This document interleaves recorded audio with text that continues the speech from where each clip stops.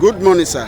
Good morning. You are on to Star TV Africa this morning, and what we are looking into is the coastal road from Lagos to Calabar. What benefit does it give to the Nigerians entirely? And we see that road is taking over 4.2 trillion from Nigerian government. And what benefit does it give to commoners in Nigeria? Thank you. My name is Asa. Greeting to all our viewers. That's what we are talking about, Nigeria. Everything is politicalized. Everything is for political benefit. And that's why many Nigerians are shouting, nobody cares about Nigerian citizens. After all, development is not only about constructing roads and building houses. It's about developing human beings who has to develop their country. If we develop human beings, the country will remain developed. But when human beings are neglected, when education is being killed, when health is being killed, when people don't have food to eat, when they don't have hope, employment, everything is down. Businesses are down. No money. Increasement of everything. Price of everything is high in our country. Everything is on a high price. Suffering is everywhere, and we are constructing roads. Remember that there is another major road, express, that leads from Lagos to Onitsha Bridge. If that road is well maintained, it can serve for every other thing. But due to political interest, and that's why people are doubting the unity of Nigeria, you have to make another different road, 4.something trillion from Lagos to Calabar. Whereas Lagos to Onitsha Bridge link to Port Harcourt, Calabar, everywhere. Country where people love themselves, they don't have to spend money like that when people are suffering. If you want, construct road everywhere, construct road all over Nigeria, it may never solve the problem. That expenses, that money, 4.something trillion. In so many countries where people, I don't say Nigerians are not reasoning. You may reason, but your reason can be good or bad.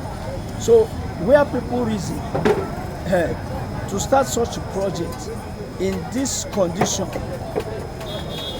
people will not think of it. You can do it when the country has excess money. When they has excess, I said excess money, you can carry on all sorts of projects and the projects like that. It's not when 16,000 doctors jackpot from Nigeria in 3 years.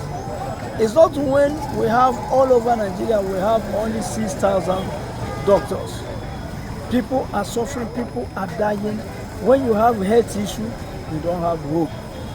It's not in a country where people have 73,000 Naira minimum wage, and the rice, a bag of rice is above 80,000. Everything is on higher price. It's not in such a country that you will keep on wasting and wasting money. If there was no road at all that link to Calabar, we will say yes. But there is express road from Lagos to Onitsha, and from Onitsha. Assistant road. Assistant road, right? Yes.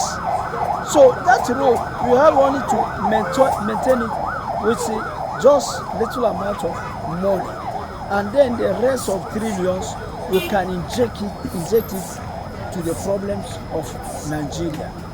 And like as I told you, everything is politicalized in Nigeria. As everything is for political interest and benefit. Nobody cares for you. an eye. That's why such projects. Did you think if any other government come to sit in that throne again, it would still have the same mindset of dive into such project as well, probably having another road in that region that could sign his names under the paper of the country? That's why we are saying, if another government comes and the political interest of that government is to construct even 3 roads from Lagos to Calabar, from Calabar to, they will do it, provided it is for political interest. But we are calling the attention to the interests of people. We are calling the attention to the suffering of the people. The people are suffering. The people are into misery. It is too much excess. Nigerians are crying. Very soon, Trump will start to deport Nigerians. He will deport them, send them back to their country.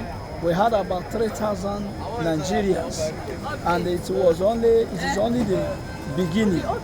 And those people now, when they hear that they will be deported, in their heart they prefer to go to be jailed in America than to come to Nigeria. Whereas it shouldn't be like that. If everything was moving well in Nigeria and they were to deport, they will have hope. They will not, trouble themselves too much. When Libya was Libya, when Gaddafi was in power, I will tell you what Libyans were doing. If any Libyan man travel to America, is for education or for any training, and that Libyan man will quickly run that education or training or seminar. They will quickly run it and go back to their country because they don't see difference. They are better, life is better in their country even than in America. What advice did you give for the Nigerian government presently as things look this way? What advice will you give? Are they listening to you for you to give an advice? You give advice when somebody pay attention to your advice. The advice that they welcome is the advice that is for their interest. If advice is not for their interest, they can't welcome it. If not, I would have told them that the road, they have already budgeted, they have already planned it, contractors are already there, contractors is them, everything is there.